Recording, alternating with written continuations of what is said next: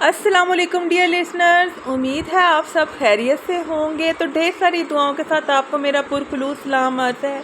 तो बकरा ईद सर पर है, तो मैं ला रही हूँ आपके लिए बेहद आसान, झटपट और बहुत ही लजीज मटन कौरमे और मटन कुन्ने के लेवल का मटन की फुल दानेदार ग्रेवी यानी सालन की रेसिपी। तो चलिए शुरू करते हैं। बिस्मिल्लाहिर्रहमानिर्रहीम। तो मैंने यहाँ पर 2 किलो जो है वो मटन लिया और इसको अच्छी तरह से धोकर साफ सफाई करके मैंने इसको निकाल लिया। इसका पानी बिल्कुल ड्रेन हो गया है, आप देख सकते हैं। और मैं यहाँ पे प्रेशर यूज़ करने वाली हूँ। आप चाहें तो देगची वगैरह में भी बना सकते हैं, उस पर ज़रा टाइम लगेगा, प्रेशर में ज़रा जल्दी बन जाता है। तो मैंने यहाँ पर 3 बहुत बड़े साइज़ के प्याज लिए हैं। अगर मेरे पास दरमियाने साइज़ के प्याज होते तो फ़ी किलो के लिए मैं 3 प्याज का इस्तेमाल करती, और अगर छोटे छोटे से प्याज होते तो मैं फ़ी किलो 6 प्याज का इस्तेमाल करती। तो मैंने इसको धो के कट करके गोश्त में शामिल कर दिया है। मैंने यहाँ पर एक पूरा और एक आधा लहसुन लिया है, इसको मैंने छील कर धोकर गोश्त में शामिल कर दिया है। इसको मैंने साबित इसलिए शामिल किया है, इसका टेस्ट बहुत अच्छा निकलेगा। अच्छा जी, तो मैंने यहाँ पर 8 से 9 सब्ज़ मिर्चें ली हैं, 3 दरमियाने साइज़ के टमाटर लिए और 2 इंच अदरक का टुकड़ा लिया। इन तमाम चीज़ों को छील कर अच्छी तरह से ब्लेंडर में हम शामिल करके आधा गिलास पानी के साथ इसको अच्छी तरह ब्लेंड कर लेंगे और इस मिक्सचर को भी हम गोश्त में शामिल कर देंगे।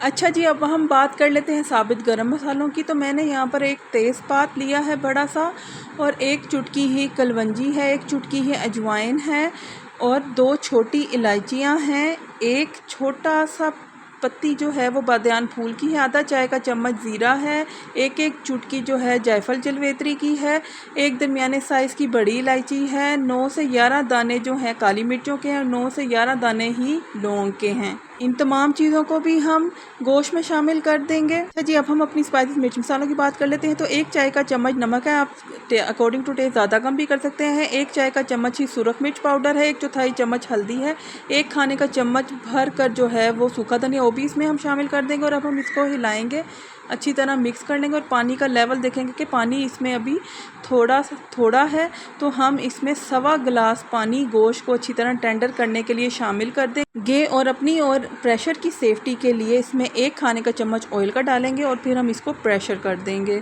और जब सीटी चलेगी तो पहले का टाइम हमने मैयर नहीं करना, सीटी चलने के बाद 8 मिनट जो है वो हमने इसको सिर्फ प्रेशर करना है और 8 मिनट के बाद हमने चूल्हा बंद कर देना है। और आप देख ही सकते हैं कि कितनी खूबसूरत इसकी लुक आई है। और मैं आपको यहाँ पर एक बोटी भी दिखाती हूँ कि ये देखें ये कितनी अच्छी तरह से गल गई है, टेंडर हो गई है। तो हमने ऑयल को प्री हीट कर लेना है और हमने इसका शोरबा और जो ग्रेवी है वो सिर्फ ऑयल में शामिल करना है।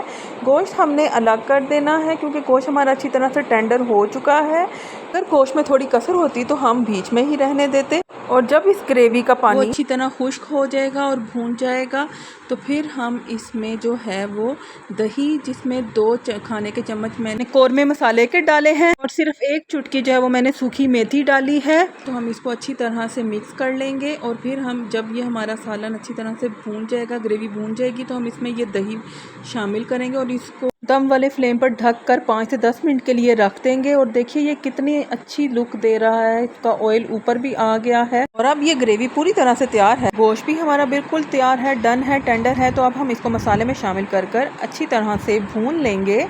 तो अब हम इसमें आधा चाय का चम्मच जो है वो काली मिर्च का पाउडर शामिल करेंगे और आधा चाय का चम्मच ही हम इसमें गरम मसाला पाउडर शामिल करेंगे। अगर आपके गोश्त में थोड़ी सी कसर रह गई हो, अच्छी तरह टेंडर ना हुआ हो, तो जब मैंने शोरबा और ग्रेवी को अच्छी तरह भुना था आप तब भी गोश्त डाल सकते हैं। और अब इसको फुल डन करने के लिए कि जितनी ग्रेवी मुझे चाहिए मैं 1 गिलास पानी इसमें डाल दूँगी, जो ना बहुत ज़्यादा है ना बहुत ज़्यादा कम है। आप चाहें तो कम भी रख सकते हैं और आप चाहें तो ग्रेवी इसकी ज़्यादा भी रख सकते हैं, इट डिपेंड्स ऑन यू। तो अब हम देने वाले हैं इसको दम और 5 से 10 मिनट के दम के बाद आप इसकी फ़ाइनल लुक देखिए कि ऑयल किस तरह से ऊपर आ गया है। और अब हम हरा धनिया डालकर इसको सर्व करने वाले हैं। तो देखें कितना खूबसूरत इसका रंग आया है, क्या ही मज़ेदार लग रहा है ये माशाल्लाह से।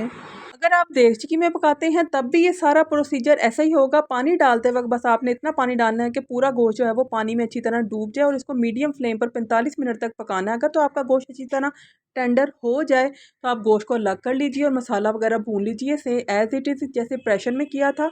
और अगर आपका गोश्त इस तरह टेंडर ना हुआ हो तो आप उसको बीच में ही रहने दें और सब उसको बीच में ही भून लें इसी तरह से। उम्मीद है इंशाल्लाह अल्लाह के करम से आपको ये वीडियो और रेसिपी बेहद पसंद आएगी। कमेंट्स करके बताइएगा आपको ये रेसिपी कैसी लगी। प्लीज़ चैनल को सब्सक्राइब कीजिएगा, शेयर कीजिएगा। अपना बहुत ख्याल रखिए। ढेर सारी दुआओं के साथ फ़ी अमान अल्लाह। अस्सलामु अलैकुम।